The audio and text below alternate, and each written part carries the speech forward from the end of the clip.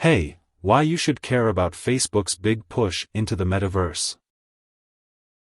The futuristic tech Mark Zuckerberg is investing billions in could remake the internet. It's the next big breakthrough in technology. It's a joke. It's a marketing strategy. It's a techno-dystopian nightmare. It's the metaverse, defined most simply as a virtual world where people can socialize, work, and play, and Facebook CEO Mark Zuckerberg believes it is the future of the internet and of his trillion-dollar company. Although Metaverse became a buzzword after Facebook changed its company name to Meta last month, many people are still trying to understand what exactly the Metaverse is and whether the futuristic technological concept is something they should take seriously. Many critics and skeptics have mocked Zuckerberg's plan to change Facebook from a social media company to a metaverse company. Some critics say that by focusing on the metaverse and renaming itself while the company is reeling from a PR crisis, Facebook is distracting from the problems it creates or contributes to in the real world, issues like harming teens' mental health, facilitating the spread of disinformation, and fueling political polarization. Even some of Facebook's own employees, according to internal company communications viewed by Recode, are concerned about the metaverse, as reflected by questions several employees asked ahead of a weekly staff Q&A on Facebook's internal communications platform, Workplace. One question, which was highly upvoted by employees, was, how could we avoid a dystopian reality, where the metaverse is used as an opium for the masses? Another highly ranked question asked, how will we meaningfully put safety, integrity, and responsibility first in the metaverse? We barely are able to cover the real world today. Other observers have noted that Facebook's metaverse idea isn't new. Plenty of other companies, like Roblox, Nvidia, and Microsoft, have also been building out virtual worlds with virtual or augmented reality tech. And others point to how undeveloped the technology is. In the version of the metaverse that Facebook has built so far, the digital avatars it offers as stand-ins for our physical bodies are cartoonish, awkward, and often legless.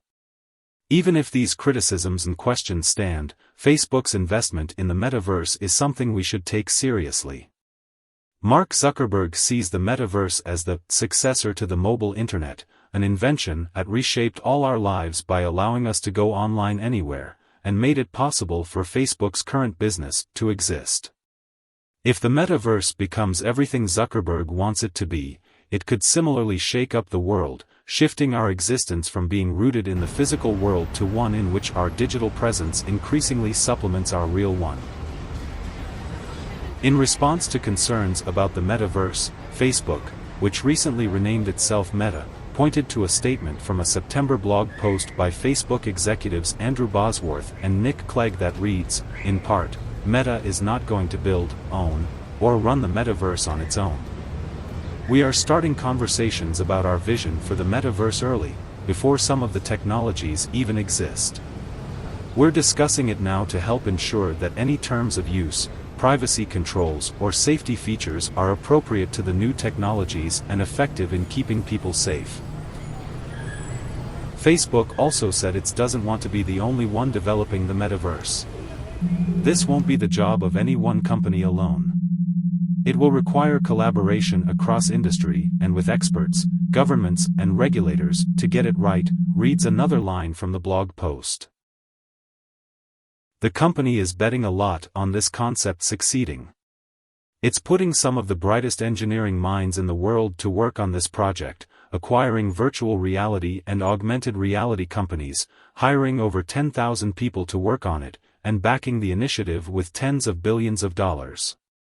And Zuckerberg, who ultimately has unilateral control over his company, seems genuinely excited about it. While the timeline is still unclear, it's likely we're headed toward a future where we could all be using some yet-to-be-determined version of the metaverse to go online.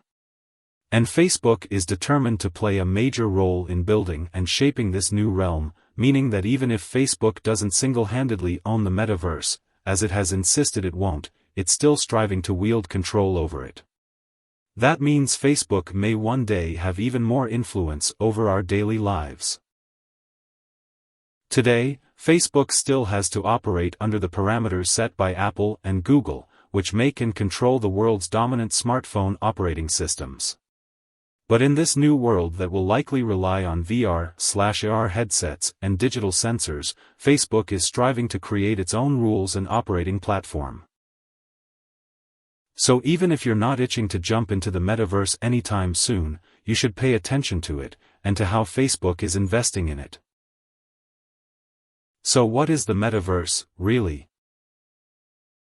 On a philosophical level, the metaverse, as Zuckerberg and others have defined it, is a way for us to make our virtual lives more seamlessly integrated with our real ones. It will be like we're right there with people no matter how far apart we actually are. We'll be able to express ourselves in new joyful, completely immersive ways, said Zuckerberg in an October speech during which he demoed his vision of the metaverse.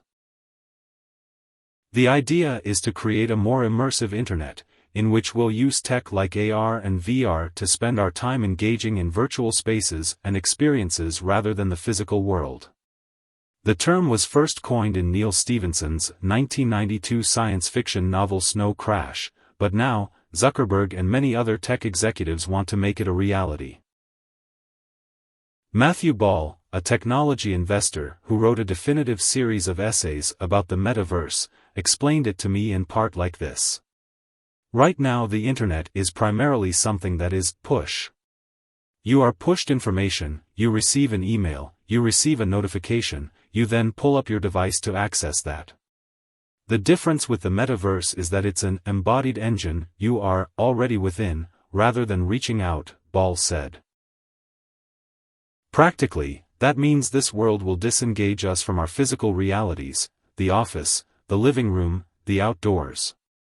We will instead plug into our headsets or otherwise be immersed in another environment.